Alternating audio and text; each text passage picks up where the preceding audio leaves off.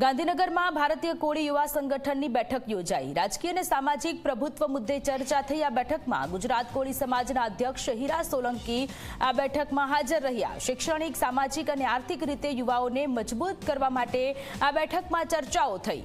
સમાજના વિવિધ પ્રશ્નોની સરકારમાં રજૂઆત કરવામાં આવશે। अलग अलग जिल्लाની સમાજના સભ્યોને જવાબદારી સોંપવામાં આવી છે। હવે દર 3 મહિને કોળી સમાજની કારોબારી બેઠક મળશે। યુપીએસસી, જીપીએસસી અને અન્ય ભરતીમાં સમાજને અન્યાયની વાત પણ આ બેઠકમાં થઈ। મહિલાઓના વિકાસ માટે સમાજમાં કામ કરવામાં આવશે। આવનારા સમાજમાં કોળી સમાજની બિઝનેસ સમિટ પણ મળવાની છે। તો ગાંધીનગરમાં કોળી સમાજની બેઠક મળી અને આ બેઠકમાં ઘણા બધા મુદ્દાઓને લઈને ચર્ચા કરવામાં આવી છે। આજની આ કારોબારી માત્ર ને માત્ર સમાજ માટે, અને હું તો આટલું અવશ્ય કહીશ કે આજનો યુવાન અમારે હવે જાગૃત છે અને જ્યારે જ્યારે સમાજ પર અન્યાય કોઈ પણ ઠેકાણે થતો હોય તો દરેક ઠેકાણે અમારો સમાજ એકત્રિત થાય અને એ સમાજને ન્યાય આપવા માટેનું કામ અમારો યુવાન કરતો હોય છે। અને અમારું રાજકારણ જે છે એ સમાજ અમારે સારી રીતે જાણે છે। અમે સમાજ હર હંમેશ માટે અમારા સાથે ઊભો રહ્યો છે અને સમાજના કંઈ કાર્ય હોય તો એના માટે અમે ઊભ્યા જ છે।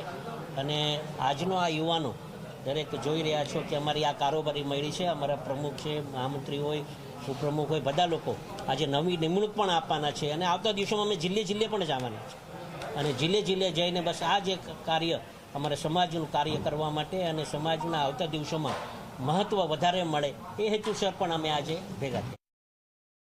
રૂઢિચુસ્તતાઓ, અંધશ્રદ્ધાઓ અને કુરિવાજો દૂર થાય એના માટેની જાગૃતતા લાવવાના વિષયો છે।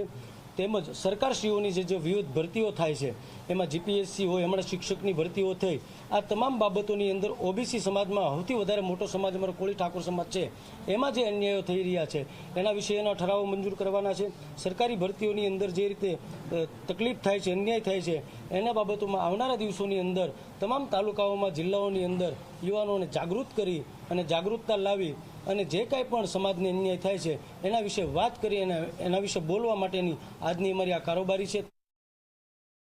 અમે આવનારા સમયમાં કોળી સમાજની બિઝનેસ સમિટ, ગુજરાતભરના કોળી સમાજના યુવાનોના જે ધંધા રોજગાર છે એમને લઈને બિઝનેસ સમિટનું આયોજન કરવાના છીએ અને કોળી સમાજ આર્થિક રીતે સદ્ધર થાય, શૈક્ષણિક રીતે સદ્ધર થાય એના માટેની ચર્ચાઓ માટેની આજની અમારી આ યુવા કારોબારી છે। કોળી સમાજ આજે મહિલાઓના વિકાસ માટે જે કંઈ પણ માની લો કે ખાસ કરીને શિક્ષણ, કોળી સમાજના બહેનોમાં પહેલાં શિક્ષણનું પ્રમાણ ઓછું હતું, આજે ખૂબ સારું પ્રમાણ છે અને અમારા હું ગર્વ સાથે કહું છું કે ગાંધીનગરના સચિવાલયમાં પણ આજે અમારા કોળી સમાજના બહેનો ખૂબ મોટી સંખ્યામાં સરકારી નોકરીમાં છે, જેમનું આજે અમે અહીંયા સન્માન પણ કરવાના છીએ।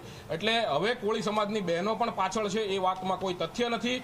આજે જે રાજકીય રીતે વાત કરીએ તો 50% અનામતોમાં જે મહિલા ભાગીદારી છે અને જે સરપંચો જીત્યા છે એમાં પણ આજે ગુજરાતભરમાં, સમગ્ર ગુજરાતભરમાં અનેક ગામડાઓમાં કોળી સમાજના મહિલા સરપંચો પણ જીત્યા છે।